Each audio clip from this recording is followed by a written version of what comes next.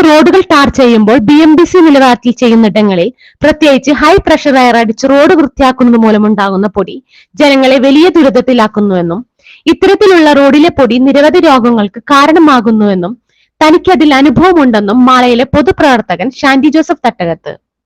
2025 March 31 നമ്മുടെ നാടിനെ മാലിന്യമുക്ത കേരളമായി പ്രഖ്യാപിച്ചിരിക്കുകയാണ്. എന്നിട്ടും ഇത്തരത്തിലുള്ള പ്രവൃത്തികൾ പൊതുമരാമത്ത് ഉദ്യോഗസ്ഥരുടെ മേൽനോട്ടത്തിലാണ് ചെയ്യുന്നത്. ഒരു വ്യക്തിയുടെയോ സ്ഥാപനത്തിന്റെയോ മാലിന്യം മറ്റൊരു സ്ഥലത്തേക്ക് നീക്കം ചെയ്യുന്നത് കുറ്റകരമാണ്. അത്തരത്തിലുള്ള പ്രവൃത്തിയാണ് പൊതു റോഡിൽ നിന്നും മാലിന്യപ്പൊടി മറ്റിടങ്ങളിലേക്ക് ഹൈ പ്രഷർ എയർ നൽകി മാറ്റുന്നത്. ഇത് ഗുരുതരമായ തെറ്റാണെന്നും ആയതിനാൽ സംസ്ഥാനത്ത് നടക്കുന്ന റോഡ് നിർമ്മാണ പ്രവൃത്തികളിൽ പൊടിപടലങ്ങൾ പരിസരങ്ങളിലേക്ക് എയർ അടിച്ചു മാറ്റുന്ന പ്രവൃത്തികൾ അടിയന്തരമായി നിർത്തലാക്കാൻ കർശന നിർദ്ദേശം നൽകണമെന്നും പകരം വാക്വം പമ്പ് ഉപയോഗിച്ച് പൊടി വലിച്ചെടുക്കുന്ന സമ്പ്രദായം നടപ്പിലാക്കാൻ ചീഫ് എഞ്ചിനീയർക്കും മറ്റു ബന്ധപ്പെട്ട ഉദ്യോഗസ്ഥർക്കും കർശന നിർദ്ദേശം നൽകണമെന്നും ആവശ്യപ്പെട്ടുകൊണ്ട് പൊതുമരാമത്ത് വകുപ്പ് മന്ത്രിക്ക് പരാതി നൽകിയിരിക്കുകയാണ് പൊതുപ്രവർത്തകനായ ഷാൻഡി ജോസഫ് തട്ടകത്ത്. നമ്മുടെ നാട്ടിലെ ഈ റോഡെല്ലാം ടാർ ചെയ്യുന്നത് നമ്മൾ കാണുന്നുണ്ട്. പ്രത്യേകിച്ച് BMBC നിലവാരത്തിൽ റോഡ് ടാർ ചെയ്യുമ്പോൾ അതിന് മുന്നോടിയായിട്ട് നിലവിലെ റോഡ് ഹൈ പ്രഷർ എയർ ഉപയോഗിച്ച് ക്ലീൻ ചെയ്യുന്നത് നമ്മൾ കാണുന്നുണ്ട്. അതെല്ലാ നാട്ടിലും നമ്മൾ എവിടെയായാലും സംസ്ഥാനത്ത് പല ഭാഗത്തും കണ്ടുകൊണ്ടിരിക്കുന്നതാണ്. ഹൈ പ്രഷറിൽ എയർ അടിച്ചിട്ട് റോഡ് ക്ലീൻ ചെയ്യുന്നു. റോഡിലെ സകല പൊടിപടലങ്ങളും സൈഡിലോട്ട് അടിച്ചു മാറ്റിയിട്ടാണ് ഇവര് ഈ റോഡ് ടാറിങ് ആരംഭിക്കുന്നത്. കടകളിലോട്ടായാലും യാത്രക്കാരുടെ മുഖത്തും എല്ലാം പൊടിപടലങ്ങളാണ് പടർത്തുന്നത്.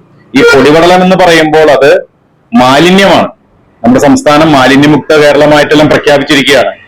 പക്ഷെ ഈ റോഡ് ടാർ ചെയ്യുമ്പോൾ ഇതേപോലെ പൊടി അടിച്ച് ഹൈ പ്രഷർ ാണ് എയർ അടിക്കുന്നത്. നമ്മൾ 2025 ജീവിക്കുന്നത് മനസ്സിലാക്കണം.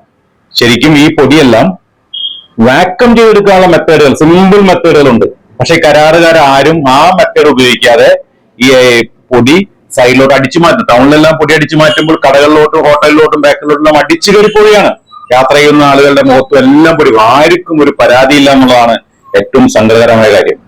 കഴിഞ്ഞ ദിവസം ഞാൻ ഒരു ജംഗ്ഷനിൽ നിൽക്കുമ്പോൾ അതിന്റെ ഒരു ലെയർ ടാറിങ് കഴിഞ്ഞ് രണ്ടാമത്തെ ലെയർ ടാറിങ് ചെയ്യുന്നത് ഞാൻ കണ്ടു. രണ്ടാമത്തെ ലെയർ ആയതുകൊണ്ട് മാത്രം പൊടി അല്പം കുറവുണ്ട്. അപ്പോഴും ഹൈ പ്രഷറിൽ എയർ അടിക്കുന്നുണ്ട്. പൊതുമരാമത്ത് ഉദ്യോഗസ്ഥർ, ജനപ്രതിനിധികൾ എല്ലാം നോക്കി കണ്ടുകൊണ്ടിരിക്കുകയാണ്.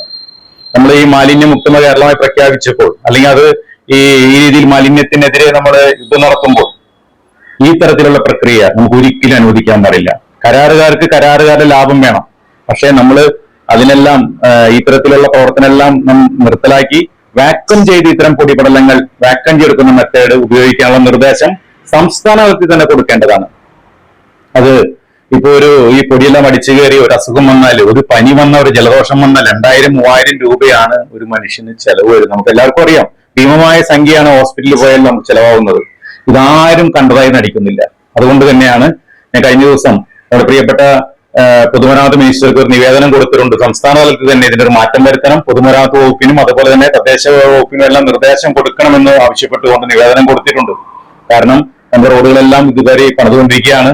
ഇനിയും ഇതിന്റെ പ്രവർത്തനങ്ങൾ വരും. അപ്പൊ കരാറുകാർ ഇത്തരത്തിലുള്ള നിയമവിരുദ്ധ പ്രവർത്തനം ചെയ്യാതെ ഇതെല്ലാം ഈ പൊടിപടലങ്ങൾ വാക്വം ചെയ്തെടുക്കാനുള്ള നടപടി സ്വീകരിക്കണമെന്ന് നിർദ്ദേശം കൊടുക്കണമെന്ന് പറഞ്ഞുകൊണ്ട് തന്നെയാണ് ഈ നിവേദനം നൽകിയിരിക്കുന്നത്. നിങ്ങളും നിങ്ങളുടെ അഭിപ്രായങ്ങൾ ഈ വീഡിയോയിൽ രേഖപ്പെടുത്തണം. ഇതിനെതിരെ നമ്മുടെ ഭാഗത്തു നിന്ന് ശക്തമായ ഒരു പ്രതിഷേധവും അതുപോലെ തന്നെ നമ്മൾ ഇതിനെതിരെ പ്രതികരിക്കുകയും വേണം.